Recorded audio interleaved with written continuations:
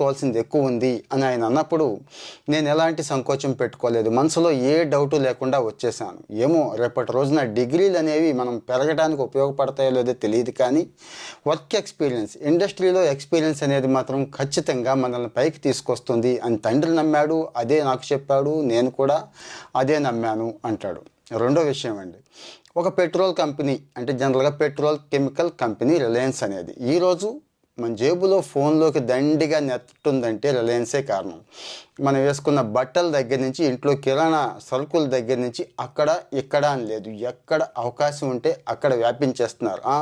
ఇది corporate culture కదా, చాలా మేనేజ్ చేస్తున్నారు అంటారేమో, ఏమో అది పక్కన పెడదాం. కానీ మారుతున్న సమాజంతో మారాలి అంటే సమాజం అవసరాలు ఏవైతే ఉన్నాయో ఆ దిశగా కూడా మనం వెళితే, ఆ అవసరాలని అర్థం చేసుకుంటే ఖచ్చితంగా సక్సెస్ వస్తుంది అని ఆయన తండ్రి చెప్పాడు, ఈయన పాటించాను అంటున్నాడండి.